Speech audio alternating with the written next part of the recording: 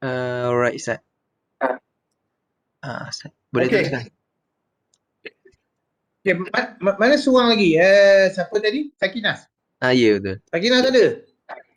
Rasanya line dia kot Sakinah Ustaz. ada? Sebab tadi dia macam stop. Tu dah masuk. Okey. Tu ada dah. Okey.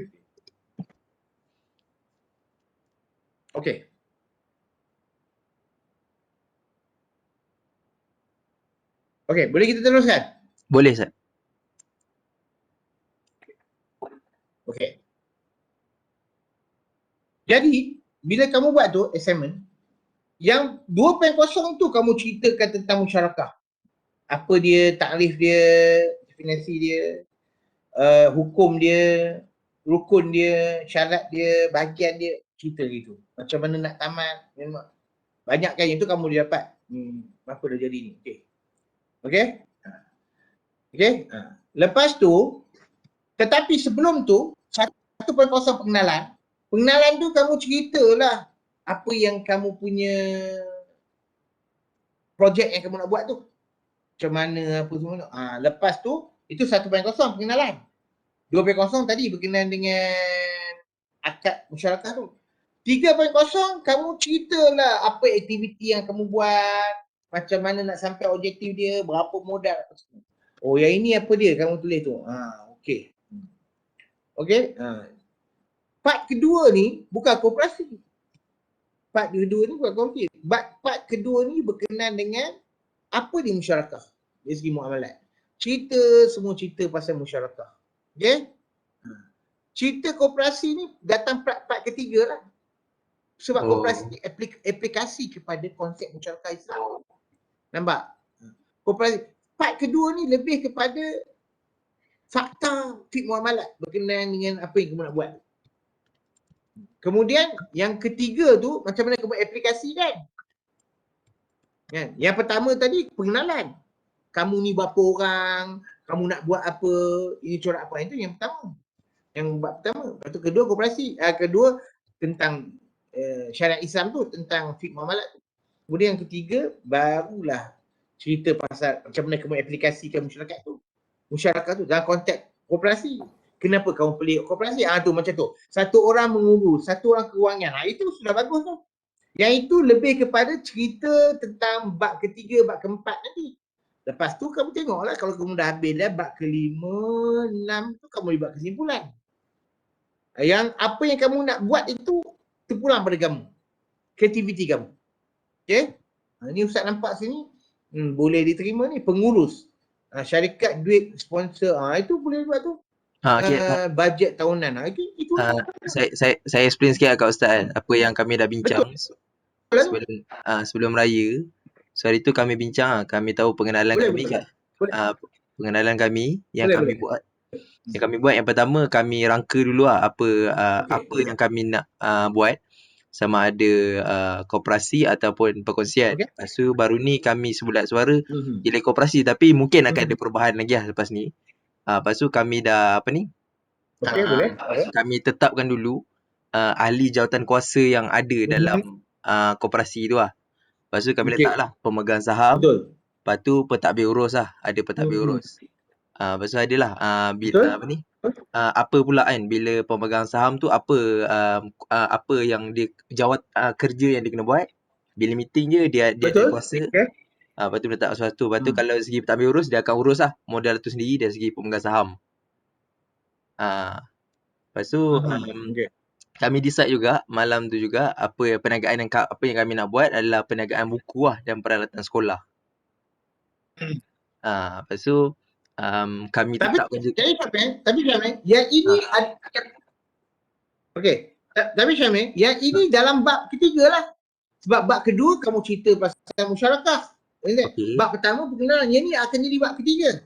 Betul tak? Ini bab ketiga. Ataupun 3.0 lah. Yang ni tentang modus operandi. Ni dah masuk modus operandi. Okey. Jadi maksud yang so sekarang ni kami buntu yang dekat yang satu tu nak cerita apa Ustaz maksudnya? Satu tu pengenalan, introduction. Introduction tu kamu ceritalah, kenalkanlah kamu nak buat kamu ni siapa, berapa orang ada, nak buat apa, itu saja. Lepas tu baru detail. Yang pengenalan tu, kamu ni sedang merancang satu projek sekian-sekian, ataupun kalau tidak pun kamu kata kamu ni kalau nak nampak besar sikit, kamu ni ahli-ahli korporat, 5 orang ni dah bercimpung dalam perniagaan, berapa lama, reka je lah macam tu. Jadi katalah, kenal lah diri seorang-seorang. Itu pun namanya macam apa ni siapa tu, Syafiqah. Syafiqah ni pengalaman berapa lama, goreng je lah, bahasa kata imajinasi je lah, walaupun tak betul. Kamu ni katalah kamu seorang usahawan yang berjaya, dah projek apa kamu, apa perniagaan apa yang kamu dah berjaya. Lepas tu Syamil pula berjaya di industri apa, jadi ahli korporat tu apa, yang modal saham dia apa. Kemudian kamu 5 orang ni nak terlibat dalam satu organisasi baru ni, nak buat ni satu benda lah, tujuan tu apa-apalah, cerita je. Dan kamu buat ni, benda ni tak lain daripada konsep musyarakah. Itu kamu kena cerita konsep musyarakah dari segi Islam tu, dari pada bab kedua tu, lepas introduction tadi. Okey, jelas tak? Jelas? Jelas. Macam ni? Hilang lah. Ustaz, Faham tak? Jelas kan? Syafiqah pun jelas. Ya. so kiranya kalau pengenalan ni dia just cerita contoh saya punya background, Syamil punya background, Alicia punya background lah. Lepas tu Betul. cerita yang kami dalam usaha untuk bersatu jadi satu masyarakat macam tu. Bawa satu. Kamu ada satu cadangan lah. Macam semua cadang. Kamu bincang-bincang cadang sebab kat kita orang dah berjaya dalam sektor ni. Kamu lepas tu bagi tahu objektif kenapa kamu nak buat tu. Objektif dia nak apa? Mungkin nak menolong ni ke, nak menolong tu. Cerita je lah. Kalau kamu nak buat tentang kebajikan kan, kamu nak menolong ni, jadi kamu fikir-fikir ini yang patut buat. Jadi kamu dah kaya dah, kamu ada syarikat masing-masing. Tapi yang ini kamu nak buat asing saja, ini untuk kebajikan mungkin. Goreng je lah. Okey. Bukan goreng lah. Imajinasi. Buat kreativiti satu benda yang bawa manfaat kepada umat. Poin Ustaz, tugasan ni, poin dia punya objektif tugasan ni, tujuan dia adalah Ustaz nak setiap pelajar muamalat, dia belajar muamalat, dia dapat aplikasikan muamalat ni. Selalu orang belajar ni akad ni, tapi setakat cerita je ni apa ni. Tapi Ustaz dia tak kerti kalau yang ni apa gunanya dalam realiti. Dalam hidup dia boleh tak aplikasi benda ni. Yang tu Ustaz nak bagi pada kamu untuk keluarkan benda tu dalam tugasan. Maksud kata kalau kamu boleh bayangkan benda tu, maksud kata kamu diberi peluang dalam hidup untuk aplikasikan satu daripada akad muamalat ni, apa yang kamu nak buat kalau diberi peluang untuk aplikasi. Jadi kamu imajinasi sajalah apa nak buat yang ni. Yang tu tak mestinya boleh kamu dari segi realitinya boleh buat. Kan? Tapi kamu imajinasi je kalau sekiranya macam kita duduk fikirlah kalau aku jadi orang kaya, kalau aku billionaire, apa yang aku nak buat. Lebih kurang macam tu lah. Tetapi yang ni kena ada asas lah. Tak boleh reka-reka gitu je. Bayang. Tapi mesti ada asasnya fiqh muamalat. Dari segi akad musyarakah. Jadi kamu kena kaji sikit lah fiqh muamalat musyarakah macam mana. Macam tu. Jadi dia tak larilah daripada apa yang kamu nak buat. Kamu kena explain lah dalam masyarakat ni besar. Kan? Dari segi realitinya tak semestinya masyarakat tu sempit. Jadi kamu masyarakat bukan segitu. Kamu cerita lah sikit. Masyarakat boleh jadi macam ni dalam realiti, boleh jadi macam ni. Tapi kamu pilihkan yang ni. Sebab apa? Sesuai dengan objektif yang kamu nak buat ni. Cerita lah itu dalam kamu punya penerangan lah. Kreativiti kamu. Dalam nak mengolah assignment ni. Okay? Clear tak? Clear Ustaz. So bila masuk 3.0 modus operandi, lepas tu apa lagi Ustaz lepas tu? Ya. Kadang-kadang modus operandi tu macam tadi kan, masa pagi tadi, masa kelas. Ada seorang kumpulan lain. Kumpulan lain, dia dapat tajuk muzara'ah, akad pertanian. Muzara'ah kan. Jadi dalam akad muzara'ah tu dia kata, dia ada 3 situasi dalam keadaan dia, tiga keadaan, 3 orang kata apa? 3 kes, 3 senario yang berlaku dalam assignment dia tu. Jadi Ustaz kata cadang kat dia, bab pertama pengenalan, bab kedua tentang konsep muzara'ah tu dan hisab. Bab ketiga dia ceritalah tentang kes pertama tu. dalam situasi pertama yang dia punya muzaraah tu. Yang lepas tu kes kedua dalam muzaraah, kes ketiga. Jadi 3, 4, 5. Akhirnya 6 kesimpulan. Sebab dia nak bincang dalam dia menjalankan muzaraah ni dalam satu dia pun ada satu isu permasalahan dia, satu keadaan ni berlaku. Jadi yang tu dia boleh huraikan dalam satu bab. Bab ketiga. Yang kedua pula bab keempat. Ketiga pula bab kelima. Kemudian berkenaan kesimpulan. Boleh juga itu. Jadi kamu fikirlah sendiri. Lepas kamu buat modus operandi, lepas tu mungkin kamu agak-agak kalau kamu dah cerita modus operandi satu, lepas tu satu aktiviti yang kamu buat tu, lepas tu kamu bincanglah skim dia macam mana, kamu terbit skim apa dia, skim ni. Satu skim. Lepas tu mungkin kamu ada 2 skim kat situ atau 3 skim. Jadi setiap satu skim itu ataupun satu aktiviti ekonomi. Kedua satu skim kebajikan. Jadi tiap satu tu satu bab. Supaya tak bercampur tak sendiri. Akhirnya buat kesimpulan. Boleh juga terpulang pada kamu. Kamu duduk fikir apa aktiviti yang kamu nak buat. Apa skim yang kamu nak wujudkan. Jangan fikir duit ni mustahil. Boleh kita dapat. Bayangkan saja kamu memang ada duit tu. Sebab tu so kamu bayang mula-mula kamu ni macam orang kaya lah, orang korporat. Kamu modal dah ada. Jangan fikir kekangan modal ke, kekangan undang-undang ke. Maksud kata nak buat musyarakah, kadang-kadang mungkin peruntukan undang-undang tu tak ada. Kau bayangkan ada undang-undang tu untuk nak buat. Jangan fikir pula dalam undang-undang ni ada kekangan. Jadi tak boleh buat lah kerja tu. Okey, clear kan? Nampak Clear, tak? Ustaz. Bayangkan saja. Wujud skim pun dalam bayangan. Bondal berapa kamu boleh cipta sendiri kan? 1 juta, 2 juta. Bukan payah kamu nak fikir, nak dapat modal kat mana 1 juta nanti. Tak payah. Okay? Itu seolah kamu boleh dapat. Okay? Ustaz nak tengok kamu macam mana kamu aplikasi je. Konsep-konsep muamalat, akad muamalat dalam kehidupan harian, realiti semasa, sekiranya kamu diberi peluang. Itu objektif dia. Kalau campak objektif tu, okay. Memang markahnya lumayan lah. Sebab tu assignment ni agak interesting. Dia tak macam assignment satu lagi. Satu lagi kamu cuma menulis saja. Kamu tengok bahas, lepas tu kamu ada isu apa dekat itu je. Tapi yang ni lebih pada aplikasi. Yang tu nama pemikiran saintifik. Tahu tak? Yang kedua tu penulisan biasa je. Ini 2 assignment kumpulan tu kan. Okay, clear ke? Clear, Ustaz. Jadi maksudnya permasalahan semua tu masuk dekat 3.0, Ustaz?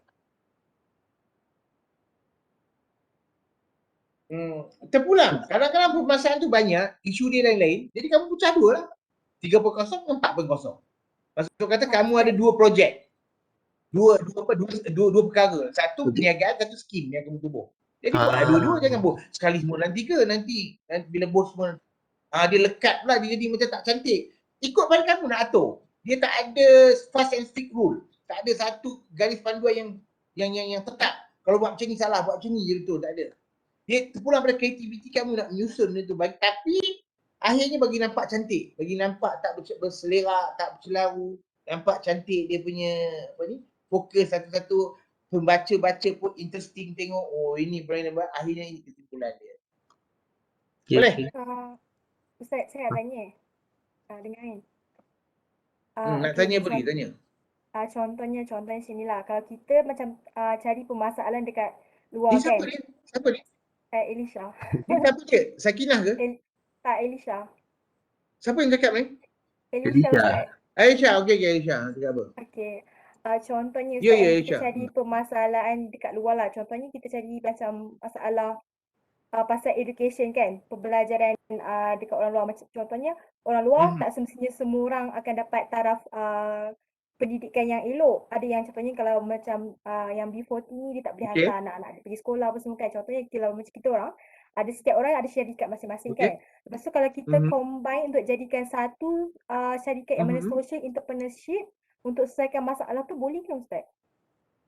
Yang masalah education tadi untuk satu syarikat. Jadi kamu buat macam mana? Buat macam pendidikan. Buat macam industri pendidikan, buat aktiviti pendidikan yang pendidikan tu tentu ada kos kan? Ada kos kan? Yes, betul tak? Jadi kos tu disumbangkan oleh kamu semua lah, 5 orang macam tu. Boleh ke Ustaz? Maksudnya kita contohnya kalau macam terpulang. bagi bisnes kan Ustaz, kita educate orang-orang yang macam B40 semua, ajar dia orang macam mana nak buat Hmm. bisnes. So tak semestinya macam dia orang tak Boleh. ada ilmu, mungkin dia orang boleh guna ilmu tu untuk masa depan dia orang pun boleh kan Ustaz? Kalau macam Boleh, tu. boleh. Itu satu. Lepas tu mungkin kamu, itu satu, saya ambil contoh lah, bila dah kamu cerita macam tu kan. Yang tu satu subtopik, bab ketiga. Lepas tu bab keempat mungkin kamu buat skim pula bagi orang yang tak ada duit. Macam mana kamu create beasiswa. Beasiswa tu melalui keuntungan yang kamu dapatnya. Itu 4.0. Nampak? Itu saya bagi idea pada kamu lah. Yang tadi kamu cerita tentang aktiviti yang kamu nak buat tentang pendidikan tu. Lepas tu bab kedua pula point seterusnya tu, dalam bab seterusnya nak wujud satu skim beasiswa kan. Nampak? Lepas tu mungkin kamu nak buat 5.0 buat untuk apa-apalah yang lain ke. Nak buat pinjaman ke ataupun bagi hadiah ke. Itu satu hal pula lah. Ustaz bagi contoh je, jadi kamu fikir secara detail tu, kamu fikirlah. Selagi tak bersalahan dengan syariah dan ada maqasid syariah, maqasid yang segi maslahah dia. Kan dalam muamalat ni dia ada maslahah dan mafsadah dia. Itu maqasid syariah. Okey. Boleh? Boleh Boleh Ustaz. Ustaz. Jadi Ustaz, soalan saya tadi, jumlah bilangan untuk create satu koperasi tu berapa Ustaz? Kalau yang kami tahu 50 orang Ustaz. Ini sebab betul. Itu yang kebetulan Ustaz ada maklumat ni, Ustaz terlibat secara langsung untuk koperasi ni. Asalnya koperasi kalau ikut peraturan ataupun akta lama, sekurang-kurangnya 50 orang. 50 orang. Kemudian dipindah disebabkan oleh sebab-sebab tertentu, kemungkinan mungkin kerajaan nak menggalakkan koperasi permulaan, mungkin dia ada prospek untuk naik tapi ahli dia tak banyak sekarang. Telah dikurangkan jadi daripada 50 jadi 20. 20 orang saja pun boleh buat koperasi. Lepas tu the latest baru-baru ni dalam lebih kurang masa Ustaz nak tunggu tu bila dalam lebih kurang awal tahun ini dipindah sekali lagi. Jadi sekurang-kurangnya 10 orang. 10 orang saja boleh buat koperasi. Tapi dengan syarat koperasi itu akan berkembang lagi lah. Daripada 10 ni akan datang kan. Sebab ahli dia kemungkinan pada waktu tu tak cukup. Banyak lagi. Nanti prospek akan datang, kemungkinan ahli dia akan lebih banyak. Jadi akta koperasi telah pindah sampai 3 kali. Yang terakhir sekali, maklumat terakhir yang Ustaz tengah uruskan, boleh sekurang-kurangnya 10 orang ke bawah. Sedangkan asalnya 50. Kemudian diturun 20. Sekarang tak air 10. Okey. Jelas? Okey Ustaz. Jadi Kamu maksudnya tengok pindahan baru. Pindahan baru tu dalam tak lama saja, dalam 2-3 bulan ni je yang macam tak pergi itu tu. 2-3 bulan, cek balik. Mungkin tengok akta pun kadang-kadang tak update lagi. Ini yang cukup terkini. Kalau akta pun mungkin ditulis 20, yang 20 tu ada. 50 dah outdated dah. 50 tu dah outdated dah. Sebab 20 tu yang dipindah. Kemudian yang latest yang baru ni setengah-setengah maklumat ada orang yang tak sampai lagi, tak dapat maklumat yang kata 10. Kamu cek tengoklah. Kalau tidak, kamu boleh telefon sini pegawai koperasi tu. Boleh mesti tahulah 10 orang ni. Okey. Clear? Ustaz, contohnya sini kan kalau kita 5 orang buat koperasi kan, kita sumbangkan modal untuk buat koperasi. Lepas tu kan Ni siapa? Elisha? Ya Ustaz. Saya Ustaz. Contohnya kan kita buat kita 5 orang buat untuk sumbangkan satu syarikat itu koperasi kan Ustaz kan. Lepas tu Ustaz kata minimal 10 orang. Maksudnya lagi 5 orang tu kita boleh buka keahlian kepada siapa-siapa saja kan untuk sumbang jadi untuk dapat dikira. Betul tak Ustaz? So maksudnya Betul. kita maksudnya orang luar pun boleh jadi one of the ahli kita untuk sumbangkan dia orang punya dana dan modal untuk buka syarikat koperasi Ustaz. Boleh lah. Boleh lah. Tapi Ustaz kan, Ustaz sure lah kamu. Ni Ustaz punya pandangan, tapi pulang pada kamu. Ni Ustaz tak masuk, cuba Ustaz bagi cadangan. Ustaz tengok kamu ni, kenapa kamu nak tubuh koperasi? Kalau kamu tubuh syarikat, kalau kamu tubuh NGO pun boleh juga. Kamu tubuh yayasan pun bagus juga. Ni pandangan Ustaz, tak artinya kamu ikut. Sebab kamu berlakon, ini pandangan Ustaz lah. Kamu berlakon, kamu semua ahli korporat. Bila ahli korporat ni, dia punya aset juta-juta. Jadi bila juta-juta, dia boleh tubuh yayasan. Tubuh yayasan lagi bagus daripada koperasi. Yayasan ni bukan semua orang boleh tubuh sebab dia kalau nak tubuh yayasan, sekurang-kurangnya dia kena ada deposit cash 1 juta. Kamu reka lah, kamu semua ahli korporat. Kamu ada keupayaan untuk sediakan seorang bagi 200,000. Jadi 5 orang 1 juta. Kamu, aku cakap tu, bab pengenalan awal, kamu kena imajinasi. Kamu imagine, kamu bayangkan yang kamu ni ahli korporat, harta juta-juta. Kamu ni tahu lah kamu punya aset berapa, pada ni. Lepas tu, kamu nak sumbangkan kepada satu yayasan yang kamu nak buat ni. Yayasan pun satu musyarakah tak? Yayasan, satu musyarakah. Yang terdiri pada 5 orang ni lah yang initiate yayasan tu. Yayasan orang susah nak buat. Sebab biasanya ahli korporat saja akan boleh buat yayasan. Macam siapa? Siti Nurhaliza tu semua tu kan. Atau Syed Muhtar Bukhari. Dia tu orang cakap sebab dia kena ada at least masa nak buat tubuh yayasan tu dia kena ada cash 1 juta dalam punya account. Atas nama yayasan. Barulah dia boleh daftar ke yayasan. Yayasan ni didaftar di bawah SSM, Suruhanjaya Syarikat Malaysia. Dia di bawah macam mana sebahagian daripada perkongsian Sdn Berhad, satu lagi yayasan. Dalam Suruhanjaya Syarikat Malaysia tu, dia ada jenis perkongsian, ada jenis Sdn Berhad, ada jenis yayasan. Akan buka, Google tengok. Kamu mungkin akan dapat nampak. Ini pandangan Ustaz lah, tapi kalau nak pilih juga koperasi, kamu kena bincang macam tadi lah, kena cari lagi 5 orang. Kalau ada baru logik sebab peruntukan kena ada 10 orang. Tapi yayasan tak perlu. Yayasan ni macam syarikat. Macam Sdn Berhad. Sdn Berhad, kamu tak perlu ada minimum 2 je orang. 2 orang pun boleh buat syarikat. Ada sekarang pindaan baru. Seorang pun boleh buat syarikat. Sebab syarikat dengan dia ni 2 entiti yang better.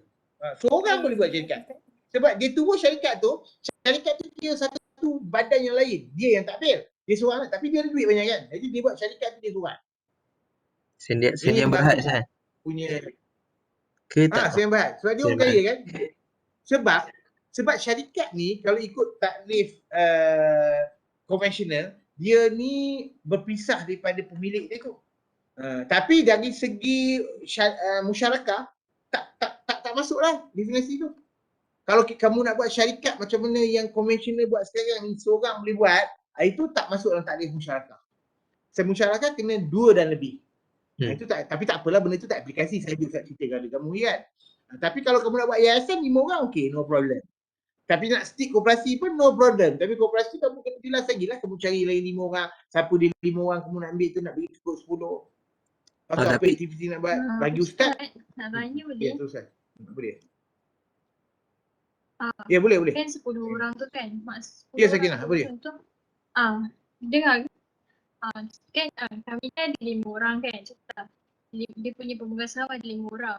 So, perlukan lagi 5 orang pemegang saham lah contoh kan. Macam mana 5 orang pemegang saham ni, adakah dia perlu masuk dalam mencakap urusan tinggi koperasi ataupun dia boleh daripada ahli? Macam, faham ke soalan saya? Itu macam dia macam ni lah. Dia nak menyumbang. Apa dia? Macam mana? Saya tak faham. Saya tak berapa nak faham konsep yang 10 orang tu kan. Macam tu. Okey. Ustaz bagi cadangan macam ni lah. Kalau kamu nak buat koperasi juga, okey, kamu jangan kata ahli kamu 10 orang. Kamu kata ahli kamu reka gilah 100 orang, 200 sekarang. Katalah 1000 orang tak apalah ahli kamu. Tetapi kalau 1000 banyak sangat lah, 100 lah satu orang. Tapi kamu 5 orang ni adalah ahli lembaga koperasi. Orang yang mentadbir. Yang tu better. Jadi kamu ni jadi macam ALP lah, ahli lembaga pengarah. Kalau dalam syarikat dia panggil ahli pengarah, board of director. Tapi kamu dalam koperasi dia panggil ahli lembaga koperasi. Kamu 5 orang dilantik jadi ahli lembaga koperasi oleh semua ahli-ahli, lebih kurang 1 orang. Satu koperasi. Lagi bagus begitu. Jadi kamu kutip modal ni pada semua orang 100 tu, tapi yang mentadbir kamu 5 orang. Kamu ni kira ahli lembaga koperasi.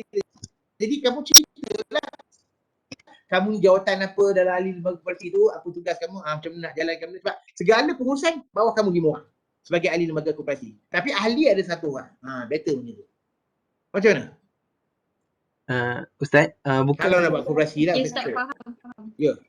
Ustaz, bukan dalam koperasi ni dia ada beza ke Ustaz dari segi ahli lembaga dengan pihak pentadbir Ustaz? Tak, sama lah. Sama Pihak pentadbir tu dipanggil ahli lembaga koperasi. Ha. Ahli-ahli ialah ahli-ahli. Ahli-ahli tu dia akan datang waktu mesyuarat agung untuk nak undi, lantik ahli lembaga koperasi. Ha.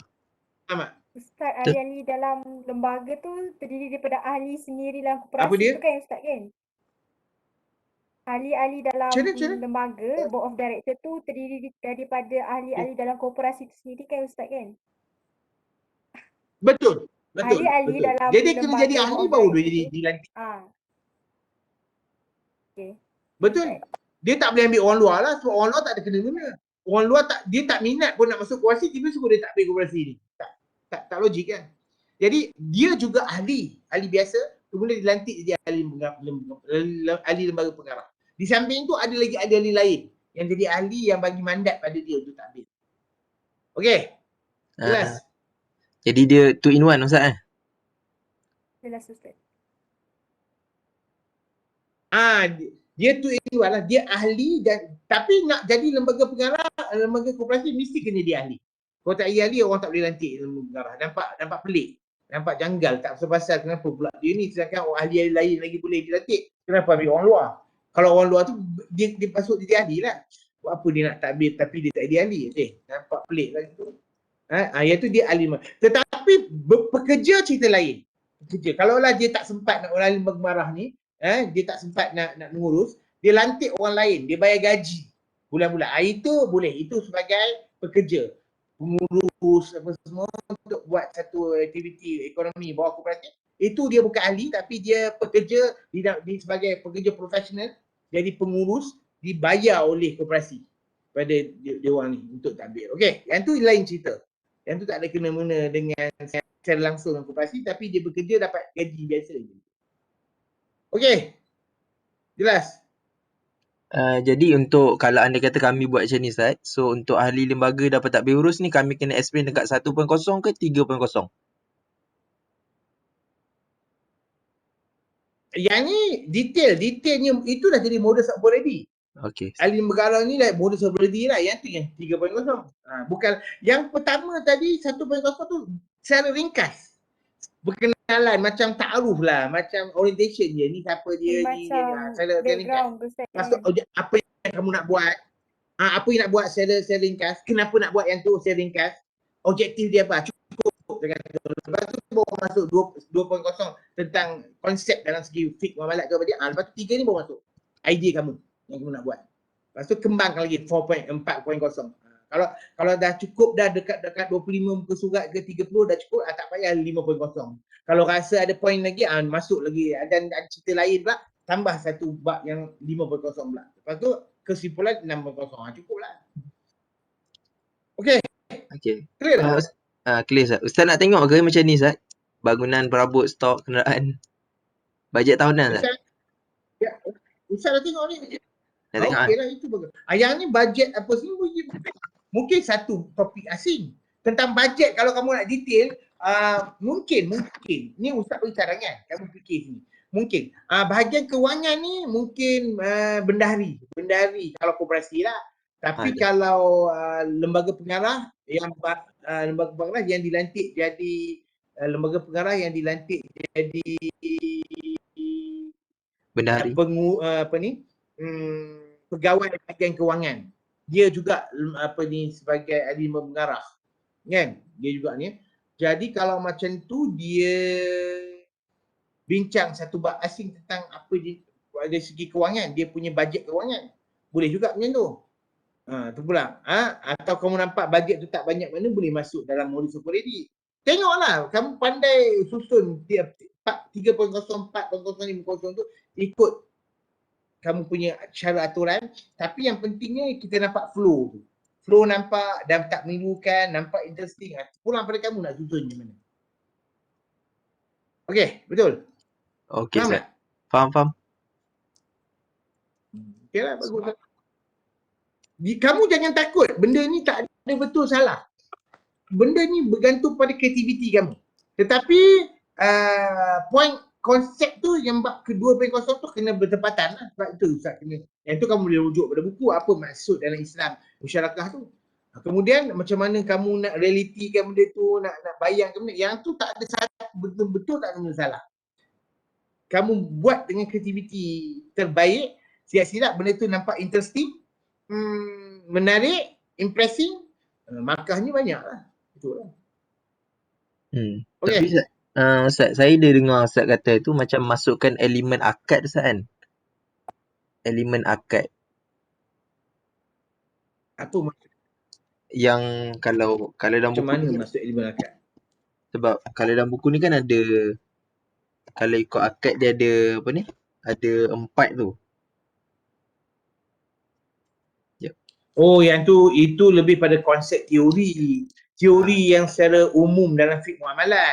So Ustaz itu takut nanti kamu susah pula. Jadi kamu konsentrate sebabnya kamu punya assignment ni lebih pada topik yang kita tak belajar lagi tu nanti lepas ni. Topik yang kita bincang tentang dia ada akad purihan dana, pelaburan dana, itu yang itu. Tapi yang itu tu di sebalik benda itu adalah berlatar belakangkan kepada konsep-konsep dalam teori akad yang kita belajar sekarang.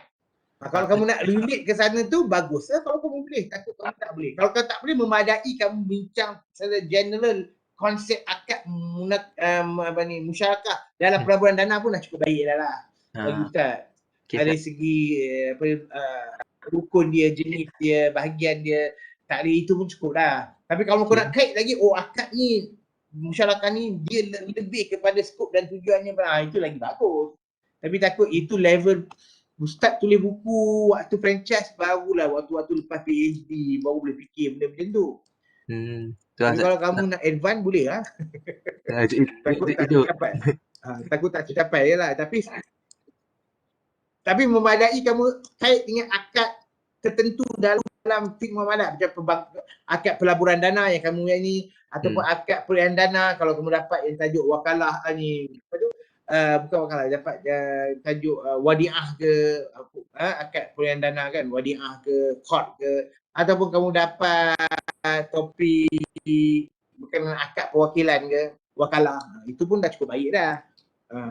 Kamu nak kait tu. Tapi kalau nak kait dengan konsep yang lebih teras lagi atas tu, takut agak konseptual sikit lah. Kamu kena bayang buat lagi lah. Boleh lah, tak ada masalah. Ustaz tengok dulu macam mana. Itu pulang pada kamu. Kalau rasa mampu, okey. Tak mampu, tak ada paksaan. Kurang-kurang kamu dampak benda ni pun cukup baik lah. Okey, ada apa lagi? Risha. Sakina. Risha. Mana Risha? Ya, Ustaz. Mana Risha? Tak ada. Malam tak masalah, habis. Okey. Okey, Ustaz. Ustaz. Ustaz ingat itu. Ya. Yang tadi pasal bajet. Ada apa? Kita orang ada letak macam setiap tahun punca kira-kira tahu. Yang itu penting. Ustaz dah tengok ke yang itu? Yang ada kita orang punya aset. Boleh. Ustaz. Yang ni Ustaz? Yang ini. Itu tak apa. Itu betul. Ustaz tengok dah tadi sekali lalu. Itu jangan risau. Kamu nak letak. Kreativiti pada kamu. Itulah. Kalau boleh jangan letak XX tu.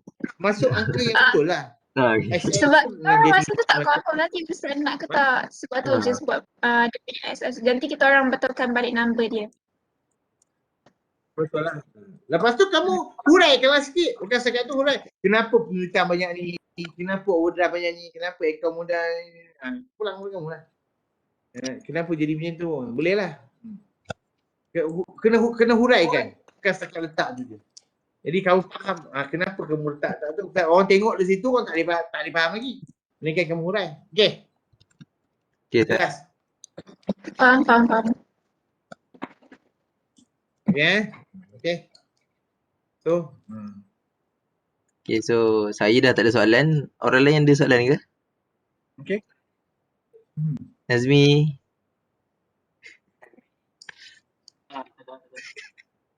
Boleh buat lah sekarang. Boleh buat lah. InsyaAllah boleh. Nazmi Kuala Lumpur ke Nazmi? Asal mana Kuala Lumpur? Kedah. Kamu mana Kedah?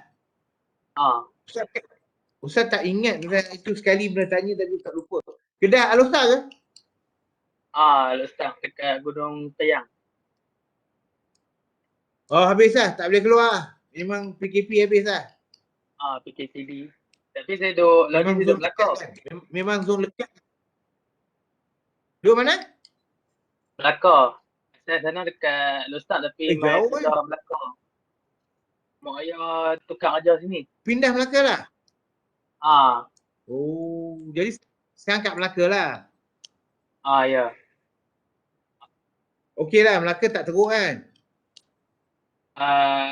Semua kira semua daerah dah merah dah. Kalau saya punya Melaka pun? Melaka semua jadi merah dah.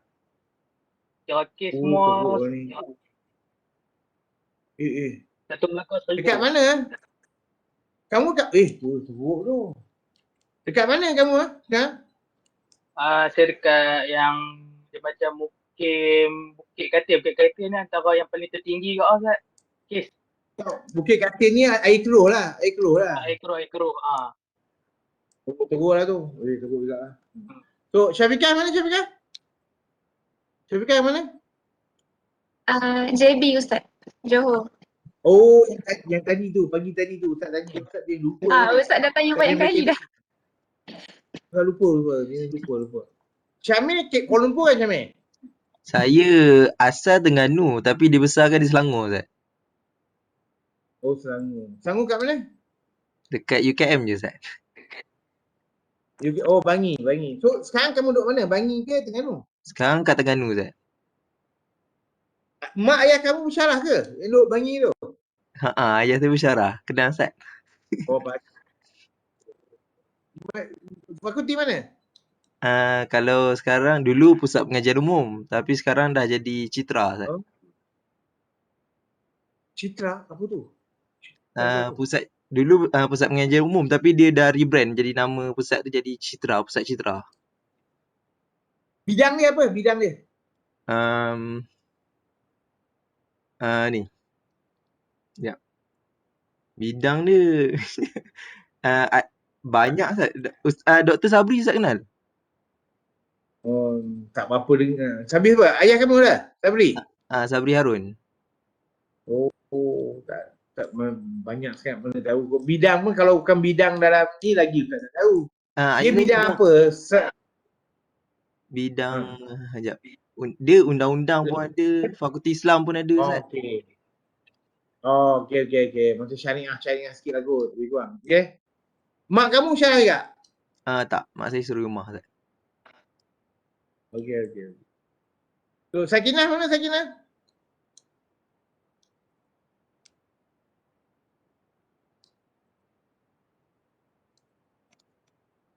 Ustaz, saya duduk Wonpok Ustaz. Ada Sakinah.